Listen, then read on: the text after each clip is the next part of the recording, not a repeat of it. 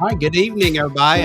Welcome to the Mental Wellness Podcast for Convene. So I have two special guests on tonight, and Doc. I Doc, can't help it. I gotta can't stop move. dancing. That's I how it gotta works. move. That's how it works. So, Sam and Steve, how are y'all doing tonight?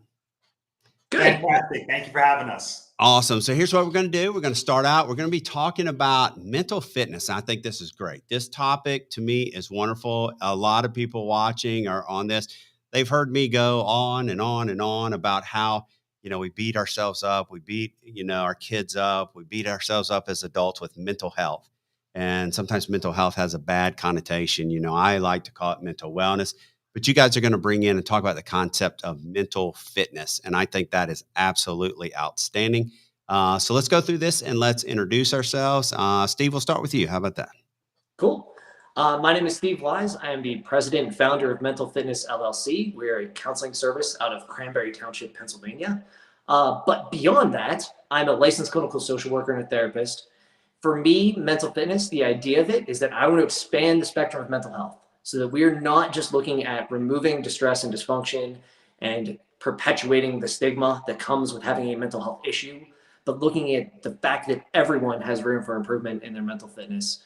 And that is what I and mental fitness is kind of all about here. So yeah, that's awesome. Thanks. And we're going to get into it. So Sam, you and I have known each other for many years. I've interviewed you multiple times. So let's introduce you. Thanks for having me back. I really appreciate it. My name is Sam Anthony, and I am a professional speaker, a personal trainer, and a mental fitness certified life coach. And for the past 7 years, I've been using my experiences with addiction, substance abuse, alcoholism, depression, and most importantly, recovery and mental fitness to try to inspire others to learn from my mistakes so they don't have to make their own. Absolutely. And that's so in line with what we are here at Convene. We believe in that, we all have a story. We all have something to share. We all walk this path and, we don't want people to make the same mistakes over and over. So we do take our experience and our stories and share them with others. So, we can all learn collectively. And I think that becomes very important. So, Steve, expand on it. Why did you go this direction? Why did you start focusing on mental fitness instead of the norm that's out there, mental health and mental wellness? Yeah, so a little backstory. When I was in 8th grade, I lost my cousin to a heroin overdose, and that was a bummer. He was like a brother to me. So it got me wondering, why and how does this happen? So I went on to study psychology, and then I went on to get a master's in social work because I knew I wanted to kind of figure out how to help people. So I did that for a couple of years in a methadone clinic, and that was a great exposure to helping people achieve recovery. But what I found was we focused a lot on relapse prevention and coping skills. There's nothing inherently wrong with that. However, the more we focused on it, the more it started to not fully make sense to me. If you think about how do I not do drugs? Drugs ruin my life. How do I avoid drugs or the persons, places, or things that could trigger me to use drugs? It's very drug centric. And a lot of the counseling becomes like teaching someone to play golf by saying, don't hit the water. And if you think don't hit the water, don't hit the water, don't hit the water, you kind of miss the point, which is it's a lot better in our psychological self-talk to think, put it on the green. So for me with mental fitness, I wanted to give people a path to kind of get addicted to self-improvement so that our focus goes on how do I get as mentally fit as possible, which is a game that keeps going. Our physical fitness is going to peak at 30, unless you're Doc, who's going to peak at 70. Just keeps going up and up. If I live that long. Right? But we can focus on our mental fitness all throughout our life. We can keep growing in that. And when I helped people shift their focus from avoiding drugs to growing in their mental fitness, that's when I really saw and witnessed a large transformation in my clients and in myself. And that kind of spurred me on to know that that was kind of my calling and what I wanted to start as a business. Yeah. And Sam, you've been speaking and teaching and talking out in schools for a long time. And so, you see this and I want you to get not to focus on your story, but you have something to share with these kids when you go out and talk to them and you speak in schools. And how have you taken this message of mental fitness and how it affected your life, your story, and how you've turned things into something? I watch your Facebook and all that stuff, and I see what you're doing, in the gym and doing everything that you're doing. It's pretty amazing. Thanks. I appreciate that. My journey with mental fitness has been a very interesting one. And my introduction to Steve by a mutual friend was one of the best introductions that I ever had, because I've been speaking about mental fitness, I mean, pretty much since I got sober. I just didn't really have a lot of framework behind it. And then I met this guy up in Cranberry that had a company called Mental Fitness LLC. And I realized that I was the walking, living example to all the research that he had done and put in the book, which was pretty cool. And the way that I use mental fitness moving forward is that I've had a lot of experiences with intensive outpatient programs and counselors and 12-step meetings. And I never found one particular modality that really worked well. With 12-step, I always found like it was enough to get me sober, but not keep me sober. My counselors only took me so far. I had some great mentors. And then I was introduced to this guy called Steve, and I was given this mental fitness workbook, and I started going through it, and there were so many crossovers from what I read and the big book of Alcoholics Anonymous and things that they teach in SMART, things that I heard in my intensive outpatient programs. But like he said, it wasn't drug focused, it wasn't problem focused, it was solution focused. And it allowed me to realize that my problems were not people, places, and things, and that I was the gatekeeper of my thoughts, and that is okay to have a negative emotion with a positive thought. And once I learned to kind of rewire my brain, I was able to carry that message and tell others, well, if it worked for somebody as simple as me that was down in the dumps and almost lost his life and his freedom to drugs and alcohol, then it could definitely work for you, because I'm not doing anything special except for following directions, which were, put together by this guy over here. Yeah. Wow. What got you there, Steve? Like what research? What were you looking at? I know that's a deep question. Yeah, experientially, in my 20s, I was very into endurance athletics. I still like endurance athletics, but it's a lot more scaled down with 2 kids. So I just don't have the time to invest into it like I did then. But I really wanted to push myself and find some of the limits of my physical potential. And what I found was, we always say that sports and physical fitness are 90% mental. Yeah. But right. We don't coach any of the mental side of it. So as I'm working with clients and I'm seeing their thought patterns, and I've done some research here. A recent study came out from Queen's University, says we have 6,200 thoughts per day. Yeah. I think that number is actually a little small, because they were looking at kind of categories of thought. So like focused thoughts, and every time we switch from one focus to the next. But that's 6,200 thoughts a day. We know that we ought to walk 10,000 steps. We know we ought to consume 2,000 calories, but we don't think about the thoughts we consume. And just like if we consume a whole bunch of greasy cheeseburgers, we're going to feel tired and sluggish. I try to help people recognize that the thoughts they consume are going to be at the heart of how they feel, what they experience, and what they attract. Yeah. And when I can help people realize the only thing we're 100% in control of is our thinking, and they get to be a little better gatekeeper, we also find in the research that 95% of our thinking is the same as the days before. Yeah, we absolutely. Get really conditioned and really good at a certain way of thinking. And when you can help people percentage-wise kind of change their thoughts, which is at the core of everything, it makes a huge difference. Yeah. So I look at kind of just myself as being a little bit of a thought consultant and helping people kind of figure out, just like a dietitian, is this greasy cheeseburger healthy for me? What's a better alternative, Yeah. Well, look, to me, the number one topic in America, the number one topic in America is mental health or mental wellness or mental fitness. It is. It's what we are all, everybody's going through it. And if you don't know, if you're not personally going through it, you know somebody who is going through it. And again, like we were talking about earlier with, our kids, if you have younger kids or teenagers or even young adults, the majority of them, if not all of them, they have a therapist. They have somebody they're seeing to talk to about, their mental health. And then also in schools, this is a pet peeve of mine. I'll go ahead and give you a pet peeve. And this is going to be a plug for you, Sam, and you too, Steve, is that, they give these mental health days off, right? And so you get a mental health day off. And so what does that mean? If I'm a young boy, a young teenager boy, what does that mean for me if you give me a mental health day off? I'm going to go home and play Xbox all day or play PlayStation, right? All I'm going to say is that I'm going to need to shave my palms the next day. That's all I'm saying. But listen, if you do that, then why not have a teacher's work day or whatever it is and bring somebody like Sam or you, Steve, into the auditorium, and give them the tools, give them the things that they need to work on, coping skills, to work on handling stress and anxiety. That's what should be happening, not necessarily sending you home to have a rest day, because there's no rest day. What about the kids who have parents who work, who, they're sitting in their house all day, all alone? What about the kids who maybe not have any food? But so, Sam, that's where you come in, right? You come in as a speaker, and you're able to go into these schools and relate a message of how to take this message of mental fitness and move forward. Man, as you were talking about, it's the hottest topic in the country and everybody suffers from it. And then you started talking about our youth. I got to tell you, since I started speaking, I've reached about 100,000 students from New Jersey to California and everything in between. I've been to some of the richest districts, some of the poorest, some of the biggest, some of the smallest, some of the most unique, and some of the most diverse.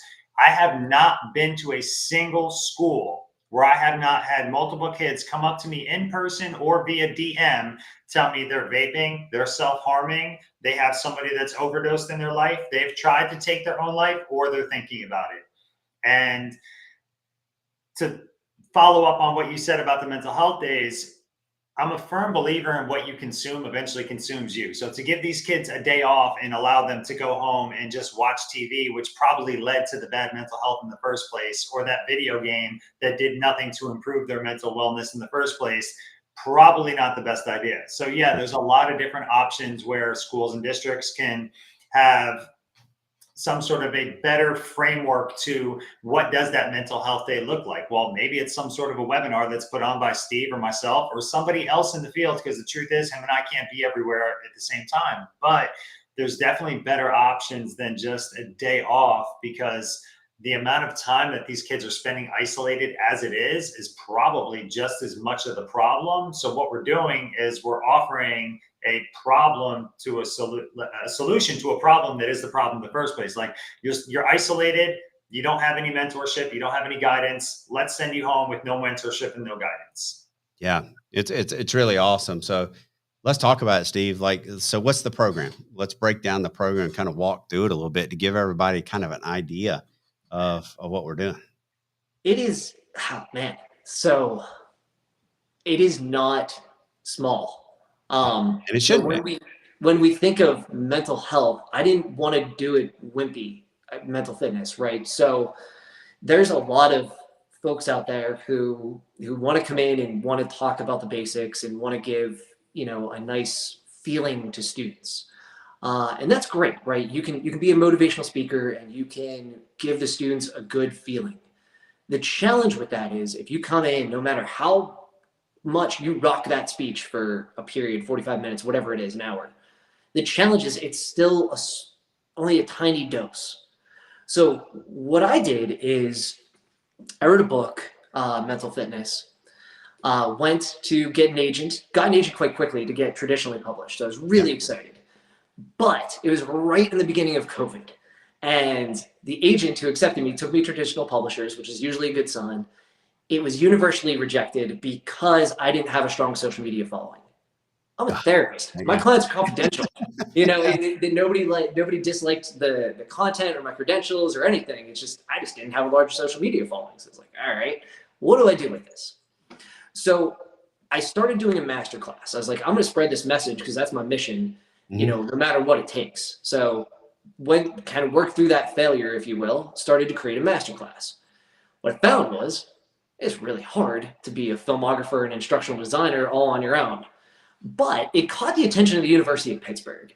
So Pitt reached out to me and said, hey, Steve, we've approved you for a bunch of CEs for your speaking engagements throughout the years. How would you like if we gave you 2 filmographers, the studio space, and instructional designer, and we turn this into a course to train therapists in kind of the new modality, the new therapeutic approach that is mental fitness? And I was like, that's amazing. Thank you guys so much. Super cool. So coming out this year later, we're going to have a 30 CE program for all therapists, all licensed counselors like yourself. Pitt is approved in PA in New York right now, but within the next year, they'll be approved by ACE, which means therapists across the nation can take this for 30 CEs. Yeah. That made me manualize the entire course. Yeah, absolutely. And it made me come up with 12 modules, 12 chapters, whatever you want to call it, focused on removing toxic thinking and replacing it with something that is much more mentally fit, mastering emotions, using stress to your advantage rather than labeling it as a chronic nuisance, removing judgment, assertive communication, how to bring out the best in others, improving relationships, goal setting, finding values, and leadership. All the things that we don't teach in high school that I think we should be. Yeah. 2024, we ought to be teaching those soft skills, those leadership, that mastering emotions, so that kids know what to do with that and doing it proactively. And that's what I tried to do with kind of the creation of the course. So when Sam and I go in and speak, we're not just speaking. We want to help it make true change, for it to be an initiative to get that kind of dose that really sticks with the kids, that makes a lasting impact. Yeah, I love that. I love that. Andy, you got a question? I do. Per show, I have one quota for one serious question. So here it goes. Your course that you're putting out, is it going to be only for licensed professionals? Or I'll give you an example. You know, I'm a firm believer in peer-to-peer counseling. I do a lot of it with the organization that Matt and I belong to. And I've done a lot of mental health counseling throughout my career. And it's something that I want to stay a part of. I was recently going to Liberty University to get my count, the same degree that Matt has. However, they changed the curriculum, and there is no course towards licensure or certification. So I stopped going for obvious reasons. So yeah, it's a long-winded question for a simple answer, I'm sure. So the answer is no. That is going to be one pathway of mental fitness for licensed therapists to get CEs through the University of Pittsburgh. I'm incredibly thankful for that, because it made me manualize everything. So we got a breakdown of kind of products here. We have an Audible book that was the original kind of general population, traditionally published manuscript, that has concepts, stories, illustrations that, you know, kind of show the concept, research, and that was like the main kind of book. I broke that down into a workbook. I just took the concepts, removed the research and illustrations, and put the concepts and worksheets together. Then I broke it down into a personal journal that is a lot more digestible, just to kind of give people guidance to their journaling. So what I envision with this, and what Sam and I have already started, Sam being the first mental fitness certified life coach, is that we've turned this into, because Pitt made us manualize it, and I'm so thankful for that. There's discussion questions, there's quiz questions, there's knowledge checks, there's definitions. It is now a textbook that can be taught at any level. And so I don't want it just to teach other therapists to be able to use mental fitness and have it have a whole bunch of therapeutic jargon and language that makes it exclusive. I want it to be able to be taught in high schools, college universities. If you look at Harvard right now, the #1 class at Harvard is a course on happiness. So there's demand, right? And I want it to be accessible to people who don't want to spend 8 years and $100,000, which is the only pathway right now to being a professional counselor. That's a big investment. I want to give people with life experience the opportunity to leverage that life experience, show that they've turned a pain into a purpose, find that same niche, and help those same people turn their pain into purpose as well. Yeah. So it's a kind of a big dream here. It's still in its infancy in many ways, but I'm excited to not just have it restricted to professionals with degrees, but to help it train other life coaches and to really be accessible without borders. Yeah, absolutely. Sam, what you got? Yeah, so to kind of complement what Steve was saying, oftentimes when we think mental health, we automatically think of somebody with distress or dysfunction, right? When I was going in and just sharing my personal experience before collaborating with Steve, I was touching all of the students that already had distress, dysfunction, or on the brink of potentially making a bad decision. And then Steve put this together. Like he said, it's not a wimpy workbook. This is 287 pages. There's a lot of knowledge in here, a lot of research, a lot of depth. And now we're not just reaching the person with distress, dysfunction on the brink of a bad decision. We're reaching the student that just isn't living up to their full potential. They're a C student, but they should be an A student. Maybe it's the dad that feels like he's falling short in his journey as a father, or possibly even as a husband. Maybe it's the person in the workplace that really deserves a promotion, but they just don't have the confidence to actually step up and act like the leader that they should be. And that's where this comes in. It's not just for the person that's struggling. For the person that's struggling, we're going to hope to get them out of the hole. And for the person that is good, we're going to try to take them from good to great. Compliment Jim Collins. Yeah, look, I can see 1,000. I mean, I can just going through my mind, I can see 1,000 applications for it. You know, I was a college baseball player.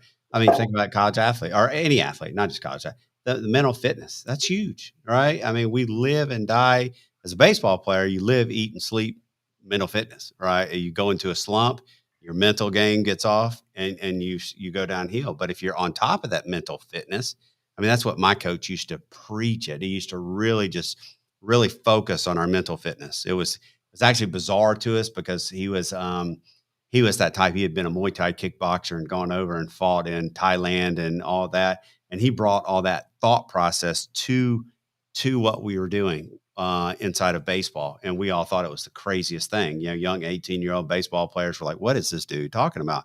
But he was spot on because that carried over into, believe it or not, into my career as a Marine Corps pilot and leading missions and doing the mental fitness that I had to hold up to my end of the ball. I could go on and on about what y'all are, you're talking about.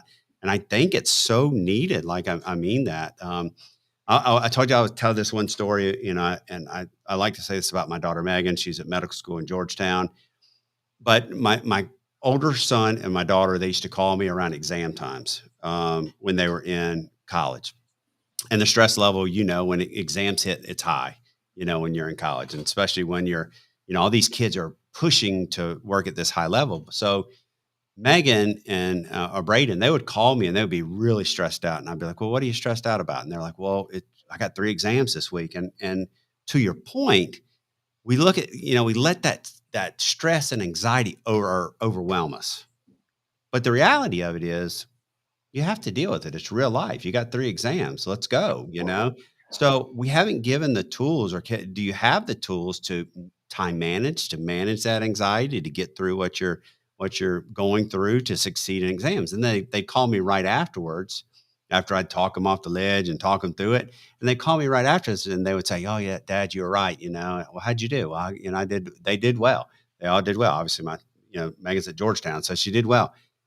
I picked her up over Thanksgiving weekend, was driving her home from Georgetown, and she said, hey, I want to tell you something. You were right. And I was like, well, what was I right about? And she said, well, I figured out that medical school is kind of hard.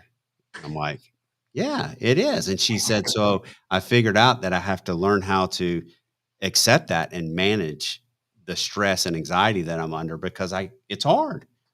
Well, that's life. And I think that that's what we are going through in society, whether you're an adult, whether you're a parent, whether you're a kid, whether it's in your marriage, whether it's whatever it is, we're letting this stuff overwhelm us because we don't have the mental fitness to be able to take life on. It's interesting choice of words there. Steve, what's step 3 in reframing stress? To accept. Yeah. Acceptance. Yeah. But what I'm thinking here, the best teacher I ever had was a Navy SEAL, a former Navy SEAL, Lynn Light, crazy man, died a couple years ago. Crazy in a charismatic, wonderful way. I remember one time I'm running and I'm struggling, and he says, Wize, smile on your face, song in your heart. And I changed my thinking, and it helped me get through it. And I respect that man dearly. But then I think of life more generally, and I think of Tough Mudders, right? And I don't know if you guys have done Tough Mudders before, but you've been in the military, so you've done it for real, not just for real, yeah. This experience. So people who do Tough Mudders, and for the audience who might not know, it's a 10 to 12 mile run, I believe designed initially to train Navy SEALs, where you do 25 obstacles, you crawl in mud under barbed wire, you jump in a freezing cold ice bath. At some points you voluntarily get shocked jumping over hay barrels. It's a cool experience. Yeah. Because the people who do it there go and they don't think like this is going to be torture, right? They don't think like if we made someone do a Tough Mudder, it would be cruel and unusual punishment. We would go to jail if we forced someone to do that. But people voluntarily go there. They pay hundreds of dollars to participate. They travel hundreds of miles and they have a blast. So what is the difference between somebody who would be forced to do a Tough Mudder, who looks at it as a have to, looks at it as a burden, or the person who pays hundreds of dollars to do it and does it with a smile on their face and a song in their heart? The difference is how they're looking at stress and how they're looking at life. Are they looking at life like a Tough Mudder? It's a positive challenge. The more challenge I get, the greater reward I get. Or are they looking at life as a burden? That this has power over me, that this is something I can't handle, that I am overwhelmed by, that this is torturous. And if you can shift that mindset, life is just a big tough mudder, and the whole world is the gym for your spirit. When Yeah. you look at it with that positive challenge mentality, then you can grow in your mental fitness. But it's teaching people the power of that switch. Did your Navy SEAL know Jesse the Body Ventura? Because, I was a Navy SEAL. I went to Buds, and I was the governor of the great state of Minnesota. So you're so right. In the Marine Corps, it was combat course. That's what we called them. And it was brutal, and we were getting screamed at a lot of times and all that, but it's still, it was fun, because you're diving through the mud, you're going underneath obstacles, you're going over obstacles, you're going up ropes, down ropes, all over the place. And so you have a different mentality about it, right? If you're forced to do it, that's when it's not fun. When you're doing it for fun. Yeah, that makes so much sense. It does. Sam, you done a Tough Mudder? Go ahead. I have not done the Tough Mudder, no, but to test my own mental fitness, I've never been an endurance guy. Like in high school, I was never in shape. In high school, I couldn't run a mile, couldn't do a pull-up, couldn't do a push-up. I was 135 pounds soaking wet when I graduated at 18. I got into weightlifting in my 20s, more in my 30s. Now I'm 42, and like to work out to feel better than anything else, right? Yeah. But about back in 2015, I did a sprint triathlon, which for me was a lot. And a sprint tri was a 400-meter swim. I think it was like a 10-mile bike ride and then a 5K afterwards. And I trained for that, and it was uncomfortable. But, once again, for some people, it's cruel and unusual. And to some ultra runners, that's their warm up. But for me, it was a challenge. And, the fact that I trained for it, I looked forward to it, I completed it. My goal was to complete it, and I did so.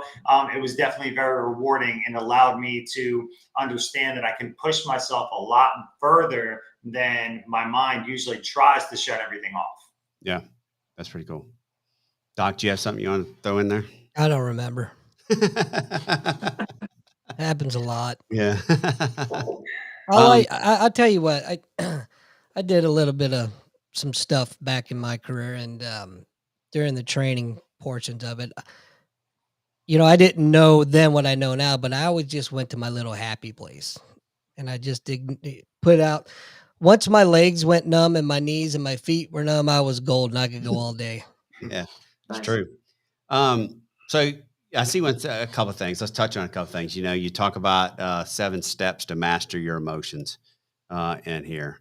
Talk a little bit about that, because that's important. I think that's something that a lot of people struggle with. And if you're really trying to get on top of your game, you have to be able to master your emotions. You got to be it's kind of the story I was telling about, Braden and Megan, my kids.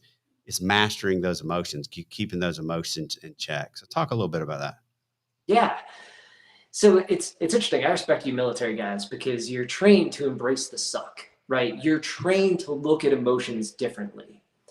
And so when I think of emotions, we tend to have this script, and it's a really, really dangerous script that I see all the time.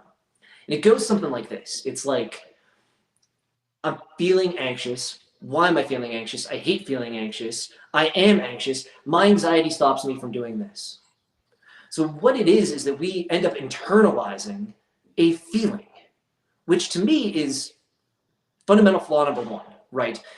If I have a cold, I don't, I'm pretty healthy at the moment. Thankful for that. I got 2 kids that could go down at any time. Yeah. But right now, if I had a cold, I would say I have a cold. I would never say I am cold, right? I realize that the symptoms are going to come and go. I'm going to notice them. I'm going to respond to them accordingly. If I need rest, I'm going to take rest, right? I'm going to do whatever I need to do to listen to those physical feelings. But they're a blessing, right? I put my hand on a hot stove. I want to listen to that. I don't want to take a bunch of pain pills and numb it out. I want to respond accordingly. But we have this notion that there are bad emotions, right? And that we ought to numb them out, or we ought to not experience them. So for me, a better script is, I'm feeling a bit anxious, and that's okay. Yeah. But I am resilient. I am courageous. I can grow through what I go through. Because the most important word in all of our self-talk is the word that comes after I am. And so if that word is I am anxious, I am depressed, we're going to manifest and become more of that. So I'm trying to teach kids, I'm trying to teach adults, when you say my anxiety, you're possessing something that is a feeling that you don't want to internalize. When you say I am depressed, you're manifesting a likelihood that you're going to stay and experience more depression. Yeah. So let's allow people to feel their feelings, but recognize inherently our feelings, even the bad ones, are a blessing. They're teaching us, right? If my boss ticks me off, I don't want to give up all of my emotional power and control to my boss and say my boss frustrates me. And I know this sounds crazy, but I want to say thank you, world, for this feeling of frustration. I trust it's teaching me to be assertive and talk to my boss, to look to go back and invest in my schooling, to look for another job, to know my worth. Yeah. But instead of looking at these undesired emotions as teaching tools, we as a society are looking to medically numb them out, and we're giving them all of our power and control. And I want to help people take that power back. So when you're out there, Sam, and you're working through the program and you're speaking and you're teaching people through the program, how do you go about talking about this with individuals? I have to use my own personal experience, and it's one of the reasons that I tend to steer away from the traditional recovery methods now, is because I refuse to say I am an addict or I am an alcoholic, because I agree with him wholeheartedly that whatever comes after I am, I mean, even Bruce Lee said it how many years ago, don't talk negatively about yourself even as a joke, because your mind doesn't know the difference, right? Yeah. And I refuse to do that. So I don't talk to them about what I think I was. I talk to them about who I am now and what it is that I'm trying to do. I'm a firm believer that I no longer have to live in my past. I don't dwell in my past. It's not my address anymore. There's no reason for me to spend any time there. I also like that whole, just even a basketball coach knows, once you take that free throw, whether you make it or you miss it, there's nothing you can do about it. What do we focus on? Next play, right? Yep. So I don't need to talk about what I was. I need to talk about what I want to be and where I want to go. And, I am going to be successful. I am going to work on my recovery. I am going to pursue mental fitness. I am going to take care of myself. I just want to make sure that I'm trying to spread more positivity when I speak, versus just telling a whole bunch of negative stories and now, hey, look at me, things are going okay. I love that because I don't know if you've ever seen this, but there's Denzel Washington. He does a graduation speech from college, and the whole graduation speech, one of my favorite speeches to watch, because he's talking about falling forward, how you have to fall forward in life, never fall back. And he's saying exactly what you're saying, Sam. What happened back here, yeah, you can learn from it. That's good, but fall forward, always fall forward. And I think too many people fall back. Too many people live in the past, and they're not getting, again, their mental fitness together to fall forward, to move forward, to become strong in that way. So I'm not constantly going back and pulling from the past and living in the past and feeling like a failure. Because you know what? Here's the reality of it. And y'all agree with me. Life is full of ups and downs. It just is. One day you're going to have a bad day. That doesn't mean tomorrow is going to be a bad day, And so fall forward. Always, look for those things that can make you better and make you. People ask me all the time. They're like, "How are you always so positive?" Because I live literally my cup is half full all the time. I mean, it's not even half full; it's full. And that's because I just know there's going to be downs. I mean, things happen. Not everything goes perfect in life. But the next moment, the next minute, the next at bat, the next whatever, next landing in the Gulfstream 280, if I have a bad one, I better have a good one the next time. It just doesn't matter what it is. You have to fall forward. Yeah, one of the things that I've learned to do personally, and it's something that I fell short on for a long time, is I learned to continue from experience, and I lost that I have to start over mentality. And there's a lot of different, whether it's treatments or counselors, something happened, you relapse, whatever, you have to start over. And I mean, the only time something like that you have to start over is if you never come back. And if you come back, technically you're not starting over, because if you learn something from it, you should be able to continue from experience. That's not a get out of jail free card. It's not condoning poor behavior, but if you're going to mess up somewhere in your life, which you're going to, nobody leads a perfect life. When you do, what was the lesson? What can I accept about that lesson? How can I use that lesson to move forward and continue from experience and make sure that it doesn't happen again? Yeah. So in the mental fitness, Steve, how are you teaching people to reframe their mindset? So it's a game of percentages, and that's what we got to understand. So a simple definition of depression, you're not going to find this in the DSM. It's a little oversimplified, but roll with me. A simple definition of depression is regretting the past. A simple definition of anxiety is worrying about the future. And what you find with a lot of folks is they are living in those two mental states. They are regretting the past or they're worried about the future. They're worried about these hypothetical futures that usually never come true. They're stuck in the past and they're stuck in regret. So, what then we need to do is help people not be in a past negative, not be in a future negative, but use the power of practicing the thoughts of their minds to get into the present positive, to learn from their past mistakes, and to take action towards a better future. If you can teach people to hone the present positive and get their percentages away from regret and away from anxiety, and you move them into the present positive, that's powerful. But it takes practice too. It's a game of percentages.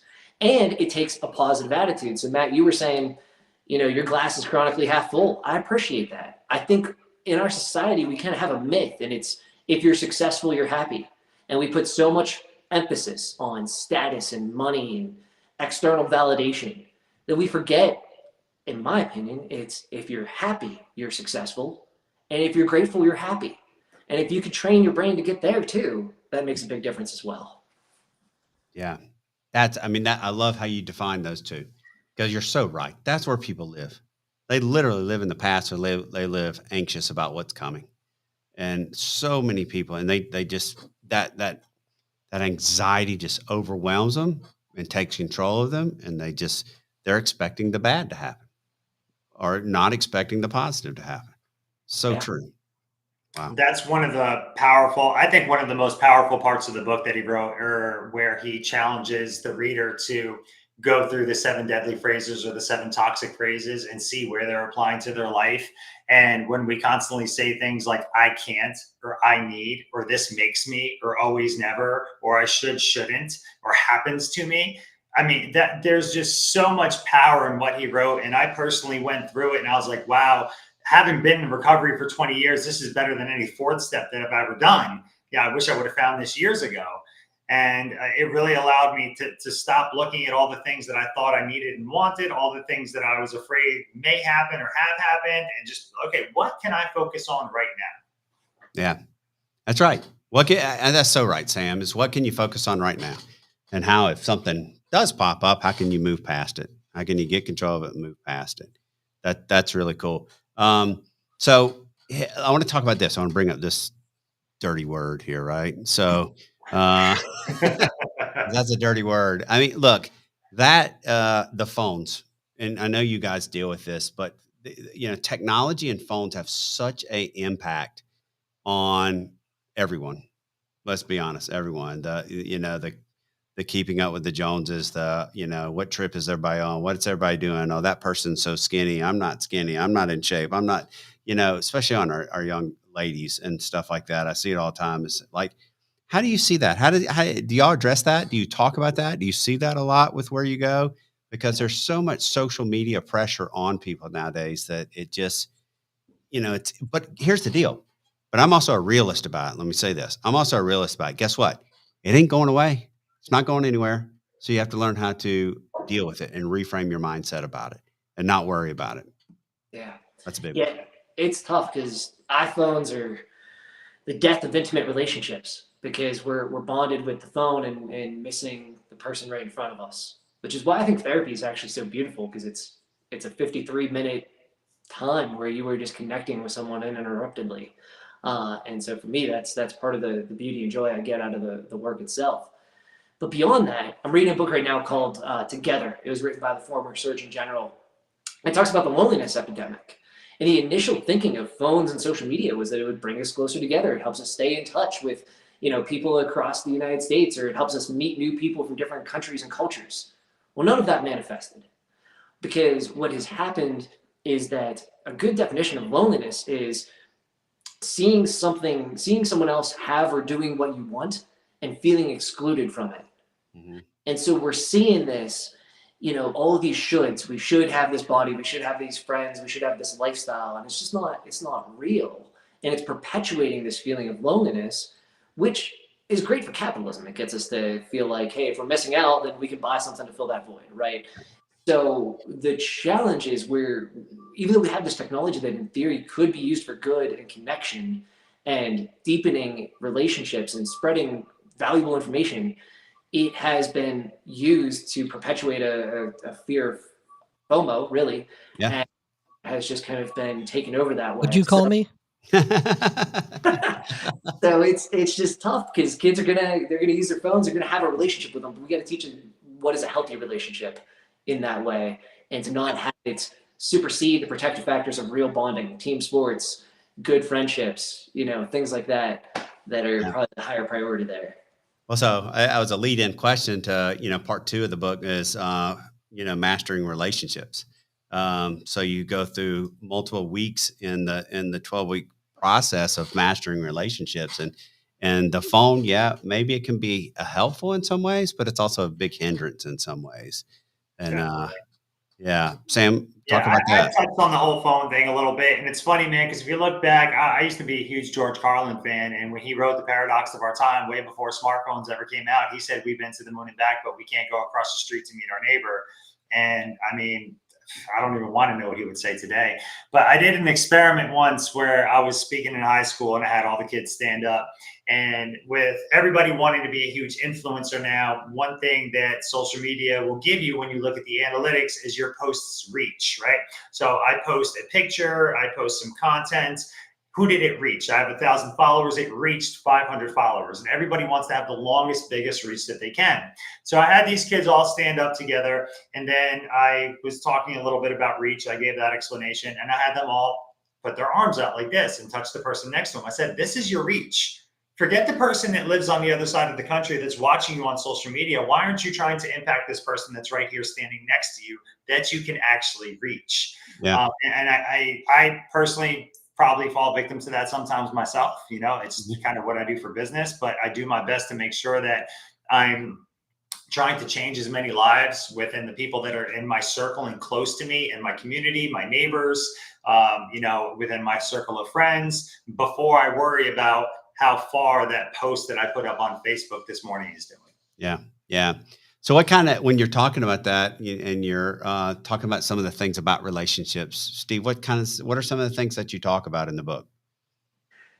So it's interesting. You know, we're not taught anything about how to be in relationships, especially intimate relationships. Not one thing. And it's tough because even as adults, we work 40, 50 hours a week. And we're lucky if we get 5 hours of quality time with our significant other. And so the challenge here is we don't teach how to be in successful relationships. Now, there are people who have researched this quite well. John Gottman was a relationship expert who did a lot of fundamentally great stuff. Dale Carnegie taught us how to take genuine interest in others instead of trying to get people genuinely interested in us. Uh, Gary Chapman talks about the 5 love languages. We don't teach people any of that. We don't teach how to negotiate values and come to a loving compromise so that you're not sacrificing a core value and it's a win-lose situation. We don't talk about, we basically have a whole bunch of myths, right? We think that relationships come easy, that our values are all the same, that we know what each other's thinking, feeling, and needs, and that we never hurt each other's feelings. And the Yeah. exact opposite of all of that is true. We're going to hurt each other's feelings, albeit unintentionally. We have to communicate what we're thinking, feeling, and need. We have to compromise on values and find those loving compromises that work for both. And relationships take work and they take maintenance. The challenge is we just don't have much education or tips how to be in those healthy relationships, how to communicate, how to find value compromises, and how to kind of put the work into a relationship to keep it kind of a high level priority and not, work on it the way that, my wife worked for 13 years to become a doctor. She works very hard to become a doctor. That's awesome. Good for her. I'm proud of her. She's rocking it. We ought to work just as hard to be in awesome relationships. Absolutely. Yeah. That's so true.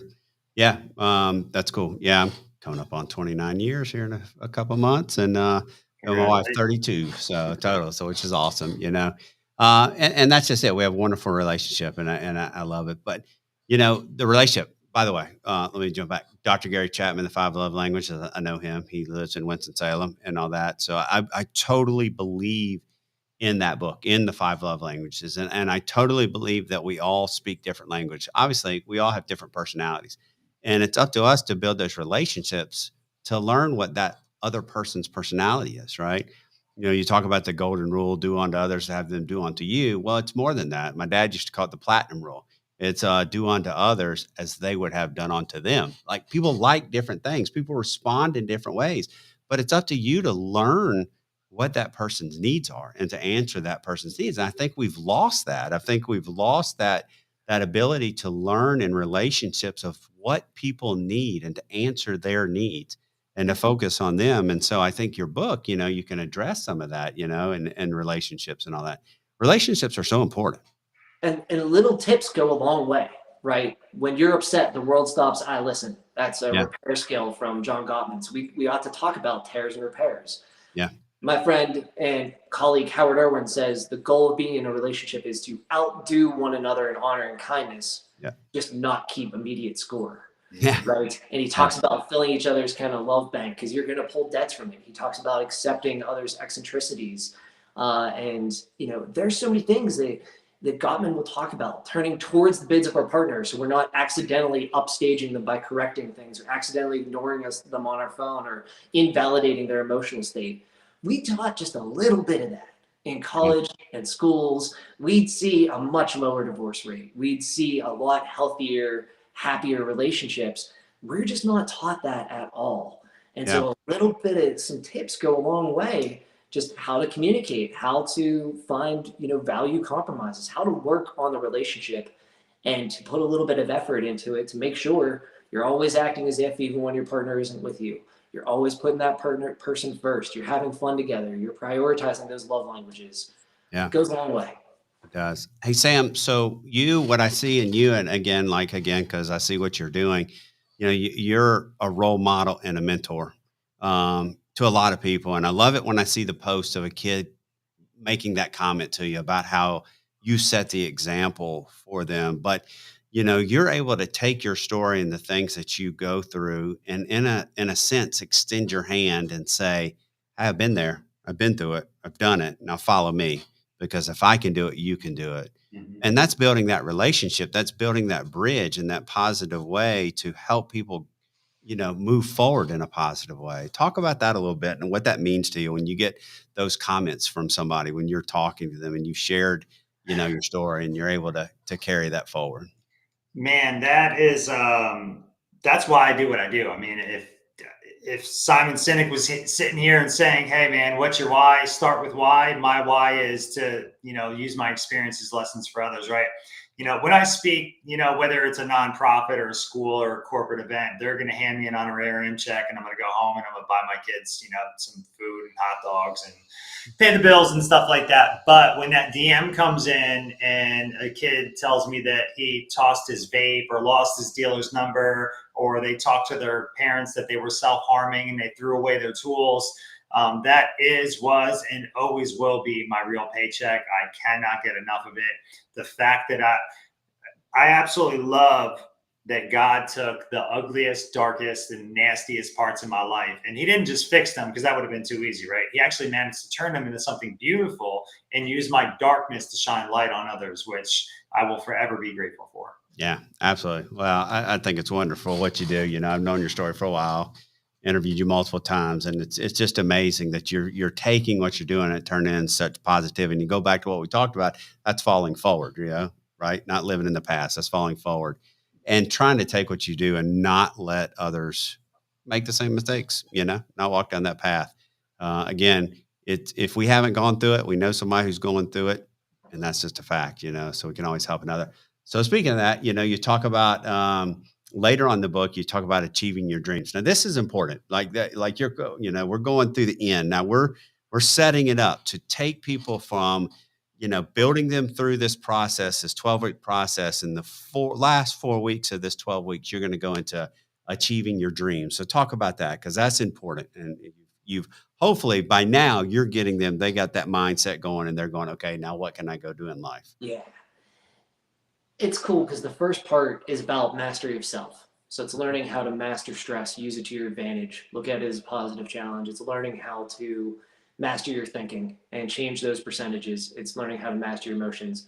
Then we're going to talk about relationships, how to communicate, how to be in successful relationships. And then lastly, we're going to look at how to use your model to influence others.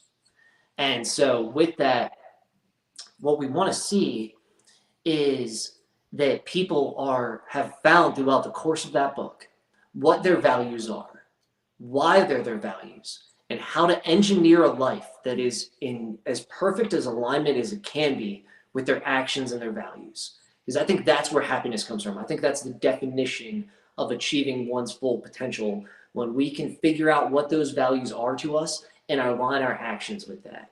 Yeah. So those last chapters, they get into goal setting, they get into kind of finding your own values, and then it gets into leadership. And it starts with, surprisingly, even being a great follower, finding great mentors. It starts with tips like always be learning, so that we keep investing in our character, because that's the game that doesn't quit or doesn't peak. It talks about be the light and be positivity in a sea of negativity in this world. And so it really talks about kind of not just, how to master yourself, how to master relationships, but how to turn off that doubter hater in our mind and work our dreamer doer muscle. Yeah. Because that's another combination, that when you are putting in the hustle muscle and you allow yourself to dream, and you can turn off that self-doubt, that imposter syndrome, and those critics, those external critics who are going to tell you can't, then you got a real shot at being a leader and being somebody that, using your example as the most influential tool you have to inspire and motivate others. And that's kind of what the last chapter is just all about, giving people that courage and those tips and that mindset. The hustle muscle. I love that. That is awesome. Yeah, that's good. I love it. Sam, you got anything to add to that? If I had to give anybody one piece of advice when it comes to dreaming or achieving your dreams, I would say dream big, man. I mean, dream so big that other people think it's ridiculous. It's better to, what's the saying? It's better to shoot for the stars and hit the clouds or something like that. But yeah, I mean, I am living proof that, I'll tell you the biggest lie that I've ever heard. When I got sober, they kept telling me, kid, if you get sober and you stay sober, your dreams are going to come in reality, right? I'm sure you guys have heard that. Anybody that's, done any sort of counseling or 12-step. And the reality is that was actually a lie, because I'm living proof that if you get sober and you stay sober, your reality will actually surpass your dreams. Because I got to tell you what, when I got sober, especially towards the latter end there, where there was a relapse and overdose and arrests involved, my dreams were, I don't know, maybe I can get a job bagging groceries somewhere, because now I got to check off that box that says I'm a felon. I never dreamed that I would be doing a podcast with you fine fellas. I never dreamed that I'd be working with such a, talented guy like Steve, or that I would have, written 2 books and spoken to over 100,000 kids. I wasn't dreaming big enough. So now my dreams are really big, so big that if I told you guys, you'd probably think they were ridiculous. But if I hit a couple of them, it's going to be worth it. Yeah. No, look, I'm so glad you said that, because look, I think it's funny when I introduce myself and I go through my whole little spiel and I talk about the Marine Corps, leading missions in Afghanistan, planning with General Mattis, being one of the first pilots for the V-22 Osprey, flying, air medical, and then coming Team Penske's, helicopter pilot, now flying a Gulfstream 280. People are like looking at that. And then I say, well, that's just my side gig. Because I do feel like it's my side gig, because there's such a bigger picture out there with what we're doing here with Convene Communities and the people that are coming in and the programs that are going in. And we call Convene Communities a platform with a purpose. And there are people, watching, if you can see some of the comments and stuff like that, with Kate Gallahue, with Melissa, which Dr. Mel, with, I can go on and on about the list, but we're impacting lives. We're out there changing lives, and these people in the platform, when they get a testimonial, guess who else gets that testimonial? It's me. And we see it all the time. It's just like what we talked about you, Sam. You got to dream big, and nobody's going to tell me that I can't do it. Nobody, because I can do whatever I want. I mean, I literally can. I just don't stop. It may not happen overnight, right? This process has taken a long time. Steve, I'm sure the whole process of writing the book and doing the things you're doing, and Sam, building up your speaking and everything that you're doing, it takes time and effort. It doesn't happen overnight. And if you set, like you're talking about, achieving your dreams, you set those goals and you believe in yourself, the sky's the limit. And guess what? If you get knocked down today, just get up and go find some, somewhere else I can speak tomorrow, or find some. But I'm telling you, you can do what you want to do. people don't believe that. It's They all just don't. relative, but we get a lot more satisfaction out of running a marathon than a 5K, right? So the greater the adversity, the greater the reward. Yeah. I'm very proud of myself when I run a 5K. Speak for yourself. Well, what y'all don't know is y'all see me keep doing like this and moving like that. That's because I got my hip replaced 4 weeks ago. So, you know, if I can go run a 5K, I'll be happy. So, going forward. But yeah, this has been great. And we got 5 minutes left and our lesson here. And so, just give everybody a little bit more about the overall program. Where can they find the book?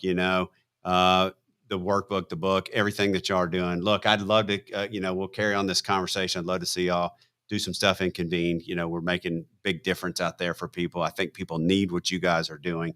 100%. That's a different story, but yeah, just talk about where people can get in touch with you, where people can find the book, both of you, not just, Sam, you and your speaking, and Steve, everything that you're doing. So who's first? After you, Steve.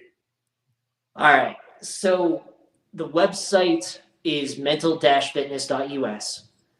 There you can find links to the workbook. You can find links to the personal journal. You can sign up with life coaches. You can get professional counseling services. That's the mental fitness website. Sam, tell us about our social handles. Yeah, so social media, TikTok, IG, mental-fitness, Facebook is at mental fitness. Sam Anthony Speaks /mental fitness will give you access to the digital versions, the Kindle versions. It'll have access to my speaking info, Steve's speaking info. We speak as individuals. We speak together. We offer presentations, corporate keynotes, schools. Coming up here, we're actually going to be presenting on mental fitness to the FBI. We're extremely excited about that. So we're looking forward to coming to an organization near you, wherever you're at. We will speak wherever we're invited. We're looking forward to feedback from the workbook. We're going to be this is more than just our LLC and our company. This is going to be a movement. We want next year, when a school hosts a mental wellness week, we want that to be mental fitness week. Yeah. We want mental health month to be mental fitness month. Yeah. So this is a lot more than just a name on a workbook or the name of Steve's LLC or something I've been keep teeing up for years. So thank you everybody that was watching. We appreciate the feedback. And if anybody has any questions, all the social media handles are on both mine and Steve's website. Yeah. Well, we might have lost Steve there. But thanks for continuing to talk there and bring it, Sam. Look, I think you're spot on. I want to say this. I think you're spot on. I am so tired of the word mental health. I don't like it. I think it has a negative connotation. And I love mental fitness. I think it is spot on. I think what you're doing is reframing the mindset. And with that, y'all are going to do great things and you're going to impact so many lives across America.